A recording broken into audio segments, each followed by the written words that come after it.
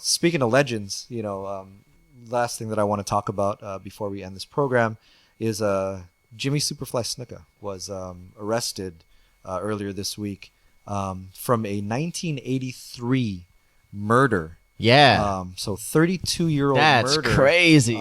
He was charged with third-degree murder and involuntary manslaughter of his then-girlfriend, Nancy Argentino. She was like, what, 23 years old? She was young. They were both young. Snuka is now 72. His daughter is Tamina Snuka. What? I didn't know that. Yeah, Tamina is Tamina Snuka. Oh, wait. Daughter or niece? One of those, but she is in the family. It's Snuka. Team Bad? Yeah. Tamina? Team Bad. Really? Tamina, yeah. Holy shit. If you ever see her finishing move, it's the Superfly off the top rope. I haven't seen her. She just jobs. So whatever. How am I going to see She her just loses to Brie Bella and and whoever. Even though you're supposed to be fucking China, but all right. Yeah, but she is in the Snuka family. So this is, 32 years. No matter if you're a superstar or not, that's crazy. To be brought up. They opened the case a couple years ago. They found her, I guess, unconscious. The story is that he beat her and left her to die. That's a story. There isn't any factual stuff that will be for the courts to decide. But I don't know, man. This was right after the Hulk Hogan thing. This happens. It's crazy. I think. What was I going to say? That it's crazy how it caught up to him, and it caught up to him because of his autobiography. Yeah.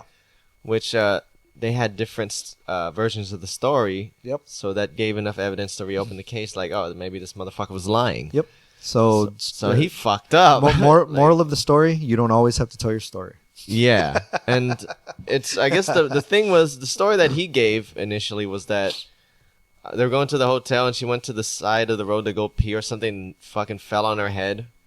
Yeah. Or hit her head, and then they got back to the hotel room and then she got worse there and died. Yeah.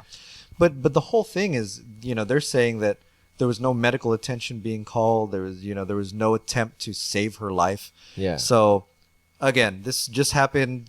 Story is going to obviously unfold in a lot of other ways. But again, it has to do with the WWE family, so we're bringing it up. I'm hoping for the best. I love Snuka. When I was growing up, same thing, man. He was one of those staples. He had the SuperFly little loincloth and jumping from the top rope, his little SuperFly. Jumping from the top of the steel cage that fucking, pretty much it gave birth to Mick Foley. Yeah. Yeah. He helped make the cage matches. I'm hoping for the best for him. Good luck. Yeah. I don't know. Well, they say that it's not it's not a life sentence. That's why he was allowed bail.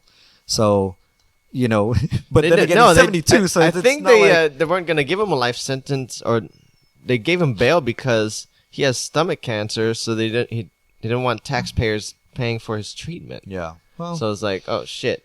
Well, we hope that obviously, just like the WWE said earlier this week, our condolences for the family all these years, but we hope the best for Snuka. Whatever happens, we hope whatever for the best happens, sure. Right. But damn, man, that don't look good for you, dog. No, they don't, man. Because even people are coming up and they're talking about that. Yeah, he kind of was a abusive guy, and I was like, fuck. That's always gonna happen, though.